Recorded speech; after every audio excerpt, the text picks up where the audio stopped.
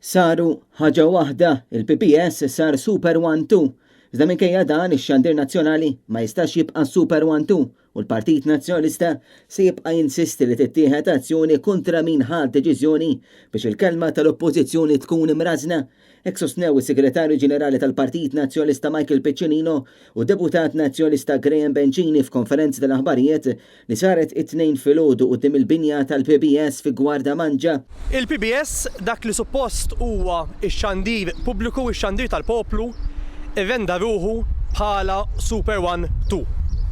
Għaddiet ġimgħa illum mid-deċiżjoni storika tal-Qorti Kostituzzjonali illi konfermat illi il-PBS dak li huwa mħallas mit-taxxi tiegħi u tiegħek biex suppost ikun stazzjon tal-poplu qiegħed ikun kontinwament magna ta' propaganda ta' Robert Abela.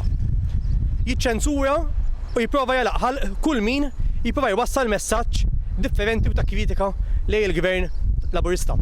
U allura nistennew illi l-PBS iva jidentifikaw min kien il-persuna illi kiser id-drittijiet fundamentali tal-oppożizzjoni f'pajjiżna u jittieħdu allura passi biex jassumu responsabilità. Michael Piccinino tenna li xandir pubbliku għandu jwassal il-messaġġ kif inhu u joffri servizz mibni fuq bilanċ.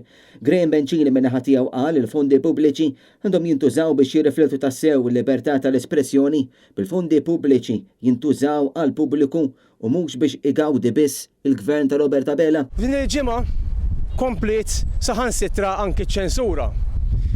Rajna li parti mid-diskors tal-kap tal-oppożizzjoni fejn il-kap tal-oppożizzjoni Bernard Grech għamel sejħa nazzjonali għal protesta nazzjonali tal-bieraħ ġiet iċċensurata mill-PBS li suppost huwa l-istazzjon tal-pubbliku fejn l-unika ħaġa li hemm pubbliku huwa l-fatt li huwa finanzjat mill-pubbliku iżda jintuża bħala magna ta' propaganda tal-Gvern ta' Robert Abela. Aħna bħala Partit Nazzjonalista maħniex se naċċettaw dan l-aġir, aħna maħniex se naċċettaw li l-istazzjon pubbliku tibqa' tintuża bħala il-magna ta' propaganda ta' Robert Abela. Graham Bencini tenna li l-Partit Nazzjonalista se jibqa' jaħdem sabiex l-aħbar fuq ix-xandir nazzjonali tkun irrappurtata kif tassew tiġri u jsiru l-investigazzjonijiet ġurnalistiċi meħtieġa.